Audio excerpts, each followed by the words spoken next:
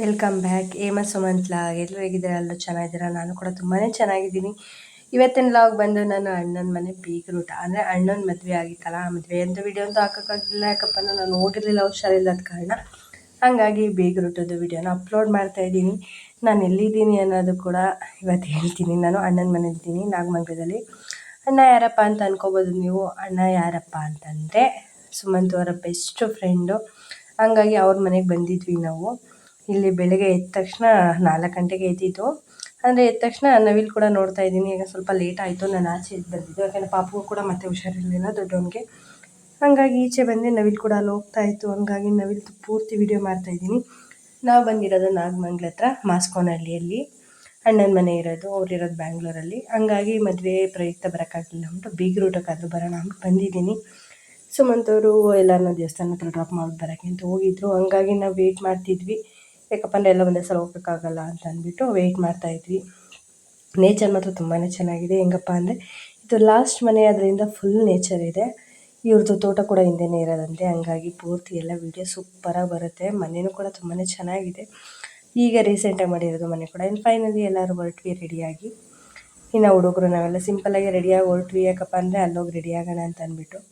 ಹಂಗೂ ನಿದ್ದೆ ಕೂಡ ಬರ್ತಿತ್ತು, ಯಾಕಪ್ಪ ಅಂದರೆ ನೈಟ್ ಕೂಡ ಮಾಡಬೇಕಾಗಿರಲಿಲ್ಲ. ಅದಕ್ಕಾಗಿ ಇನ್ನು ದೇವಸ್ಥಾನಕ್ಕೆ ಫೈನಲ್ ಬಂದ್ವಿ. ಎಲ್ಲಪ್ಪ ಬೀಗ್ರೂಟ ಅಂದರೆ ಸೋಮನಹಳ್ಳಿ ದೇವಸ್ಥಾನದ ಹತ್ರ ಚೀನಿ ಆಯಿತು. ನಿಮಗೆಲ್ಲ ಗೊತ್ತಿರುತ್ತೆ ಸೋಮನಳ್ಳಮ್ಮ ಅಂದ ತಕ್ಷಣ. ಫೈನಲಿ ನಾನು ಏನು ಹೇಳೋ ಅವಶ್ಯಕತೆ ಇಲ್ಲ, ಲೊಕೇಶನ್ ಕೂಡ ಹೇಳೋದೇನು ಬೇಕಿಲ್ಲ. ಹಂಗಾಗಿ ಇಲ್ಲಿಗೆ ಬಂದೆ. ನಾನು ವೀಡಿಯೋನ ನೋಡ್ತಾ ಇರೋರು, ಫಸ್ಟ್ ಟೈಮ್ ನೋಡ್ತಾ ಇರೋರು ಕೂಡ ಚಾನಲ್ನ ಸಬ್ಸ್ಕ್ರೈಬ್ ಮಾಡಿ, ಹಾಗೆ ಸೈಡಲ್ಲಿ ಕಾಣೋ ಬೆಲ್ಲೈಕನ್ನ ಕ್ಲಿಕ್ ಮಾಡಿ ಅಂತ ಹೇಳ್ತೀನಿ. ಇವ್ರದ್ದು ಅರ್ಕೆ ಐತಂತೆ, ಹಂಗಾಗಿ ಅರ್ಕೆ ತೀರ್ಸೋಣ ಅಂತ ಅಂದ್ಬಿಟ್ಟು ಬಂದಿದ್ದು ಇಲ್ಲಿಗೆ ಎಲ್ಲರೂ. ಇನ್ನು ಎಲ್ಲರೂ ಇಲ್ಲೇ ವೆಯ್ಟ್ ಮಾಡ್ತಾಯಿದ್ವಿ. ನಾವು ಬಂದಿದ್ದು 5 ಗಂಟೆಗೆ ಬಂದರೂ ಕೂಡ ಇನ್ನೂ ಟೈಮ್ ಆಗ್ತಾಯಿದ್ರು ಕೂಡ ಕೆಲಸ ಅಂತೂ ಆಗ್ತಿಲ್ಲ. ಇನ್ನು ದೇವಸ್ಥಾನ ಕೂಡ ಪೂಜೆನೇ ಆಗಿಲ್ಲ. ಆಗಲೇ ಟೈಮ್ ಕೂಡ 9:30 ಆಗೋಯಿತು. ಇನ್ನು ಗಂಡು ಹೆಣ್ಣು, ಹೊಸ ಗಂಡು ಹೆಣ್ಣು ಕೂಡ ನೀವೇ ನೋಡ್ಬೋದು. ಇಲ್ಲೇ ಒಳ್ಳೇದಾಗಲಿ ಅಂತ ನೀವು ಕೂಡ ಹಾರೈಸಿ. ಇನ್ನು ಫೈನಲಿ ಅರ್ಕೆ ತೀರ್ಸೋಣ ಅಂದ್ಬಿಟ್ಟು ಬಂದ್ವಿ. ಇದು 2 ಮರಿ ಬಿಟ್ಟಿದ್ರಂತೆ, ಹಂಗಾಗಿ ಅರ್ಕೆ ತೀರಿಸ್ತಾ ಇದ್ದಾರೆ ಅವರು. ಮುಂದೆ ವೀಡಿಯೋ ನಾನು ಅಪ್ಲೋಡ್ ಮಾಡಲಿಲ್ಲ. ಪಾರ್ಟ್ 1 ಕೂಡ ಇದೆ, ಅದನ್ನು ಸ್ವಲ್ಪ ಲೇಟಾಗಿ ಅಪ್ಲೋಡ್ ಮಾಡ್ತೀನಿ. ಯಾಕಪ್ಪ ಅಂದರೆ ನನಗೆ ಸ್ವಲ್ಪ ಹುಷಾರಿಲ್ಲದ ಕಾರಣ ನಾನು ಅಪ್ಲೋಡ್ ಮಾಡಿರಲಿಲ್ಲ. ಪಾರ್ಟ್ 1 ಕೂಡ ಅಪ್ಲೋಡ್ ಮಾಡ್ತೀನಿ. ಇನ್ನೂ ಅಣ್ಣಂಗೆ ಸರ್ಪ್ರೈಸ್ ಕೊಟ್ಟಿರೋ ವೀಡಿಯೋ ಎಲ್ಲ ನೆಕ್ಸ್ಟ್ ವೀಡಿಯೋದಲ್ಲಿ ಅಪ್ಲೋಡ್ ಆಗುತ್ತೆ ಅದು. ಹಾಗಾಗಿ ಅರ್ಕೆ ತೀರ್ಸೋಣ ನಮಗೆ ಬಂದಿದ್ವಿ. ಪ್ಲೀಸ್ ಈ ವಿಡಿಯೋ ಇಷ್ಟ ಆದರೆ ಲೈಕ್ ಮಾಡಿ, ಶೇರ್ ಮಾಡಿ, ಹಾಗೆ ಪ್ರೀತಿಯಿಂದ ಒಂದು ಕಮೆಂಟ್ ಮಾಡಿ. ಹೊಸ ಮದುವೆ ಗಂಡು ಹೆಣ್ಣಿಗೆ ಆಲ್ ದ ಬೆಸ್ಟ್ ಅಂತ ಹೇಳಿ, ಫ್ಯೂಚರಲ್ಲಿ ಚೆನ್ನಾಗಿರಲಿ ಅಂತ ಹಾರೈಸಿ ಅಂತ ಹೇಳ್ತೀನಿ ನಾನು. ಹಾಗೆಯೇ ಸ್ವಲ್ಪ ವಾಚ್ ಓವರ್ ಕಮ್ಮಿ ಆಗ್ತಿದೆ, ಏನೂ ಮಾಡೋಕ್ಕಾಗಲ್ಲ. ಯಾಕಪ್ಪ ಅಂದರೆ ಹುಷಾರಿಲ್ಲದ ಕಾರಣ ವಾಚ್ ಓವರ್ ಕಮ್ಮಿ ಆಗಿದೆ. ಹಂಗಾಗಿ ಮುಂದೆ ಕಂಟಿನ್ಯೂ ಮಾಡ್ತೀನಿ. ಸ್ವಲ್ಪ ಹುಷಾರಾಗೋವರೆಗೂ ಸ್ವಲ್ಪ ರಿಸ್ಕ್ ಆಗಿಬಿಟ್ಟಿದೆ, ಏನೂ ಮಾಡೋಕ್ಕಾಗಲ್ಲ. ಹಾಗಾಗಿ ಫ್ಯಾಮಿಲಿ ಫುಲ್ ಸೇರಿದ್ದೀವಿ. ತುಂಬಾ ಖುಷಿ ಇದೆ.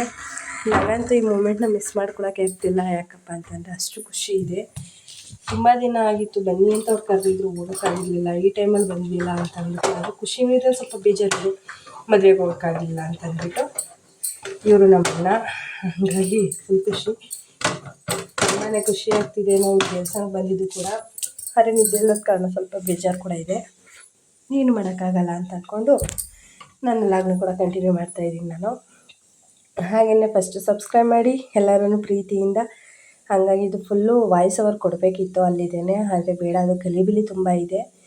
ಯಾಕಪ್ಪ ಅಂದರೆ ಅವರು ಮಾತಾಡೋದೆಲ್ಲ ತುಂಬ ಚೆನ್ನಾಗಿರಲಿಲ್ಲ. ಹಾಗಾಗಿ ನಾನು ವೀಡಿಯೋ ಕೊಟ್ಟಿಲ್ಲ.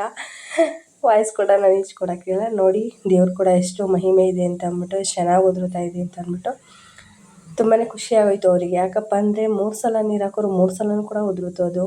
ಹಾಗಾಗಿ ಅದಕ್ಕೆ ಕೊಯ್ಯೋಕ್ಕೆ ರೆಡಿ ಮಾಡಿದ್ದಾರೆ. ಹಂಗಾಗಿ ಆದರೂ ಬೇಜಾರಾಗುತ್ತೆ, ಏನು ಮಾಡೋಕ್ಕಾಗಲ್ಲ ಮೇಕೆ ಮರಿಗಳು ನೋಡಿದ್ರೆ.